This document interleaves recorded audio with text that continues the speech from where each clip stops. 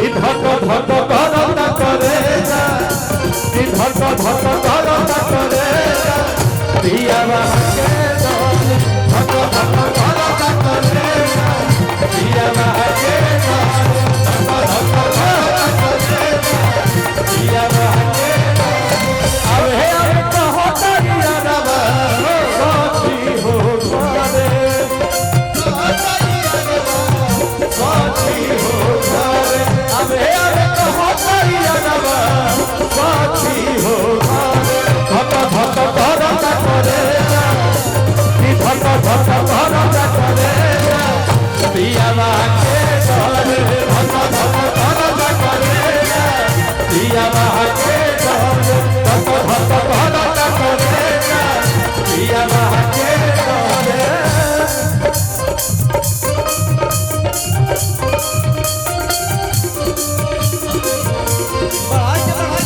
प्यार से लाल दिए हमको आप लोग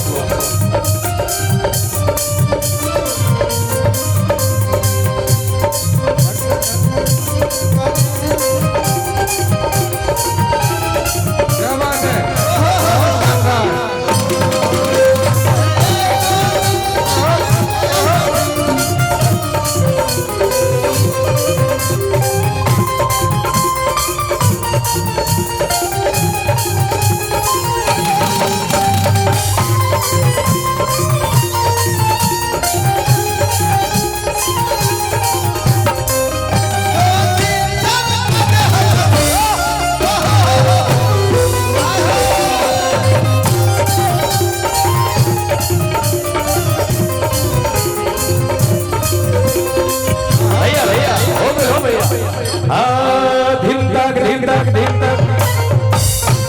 और हमारे बिक्की भैया उपस्थित हैं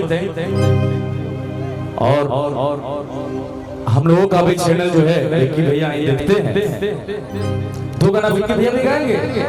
ये गाने कब से लगे रहने दीजिए महाराज हम लोग को भी चलने दीजिए थोड़ा सा पहले गाएंगे बाद में लाखों है दीवाने तेरे लाखों है दीवाने क्या है दिल की हालत मेरी कोई ना जाने लाखों है दीवाने तेरे लाखों है दीवाने लाखों है दीवाने तेरे लाखों है दीवाने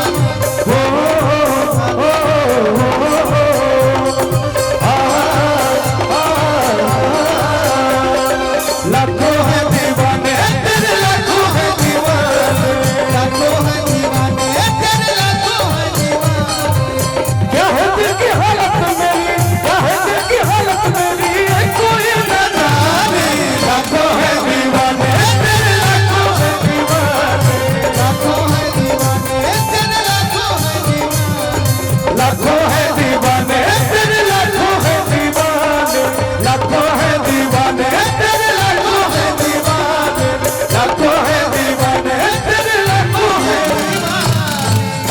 तेरे लाखों है दीवाने। आप सभी को बहुत बहुत धन्यवाद थैंक यू सो मच। एक बार जोरदार ताली हो जाए भैया। भोजपुरी के बहुत ही अच्छे गायक अंकुश भैया काबिले दीद आवाज है खूब से खूबसूरत गायकी है और सुरों पे जबरदस्त पकड़ है। एक बार और ताली बजा दीजिए भैया के लिए जोरदार तालियां हो। आज के इस महफिल के शान हमारे बड़े भैया हमारे सौरभ राय भैया। थैंक यू अंकुश भैया आपको जाते हुए प्लीज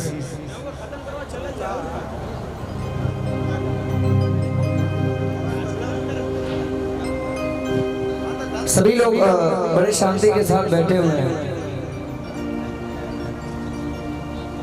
समर भैया भी गा रहे थे।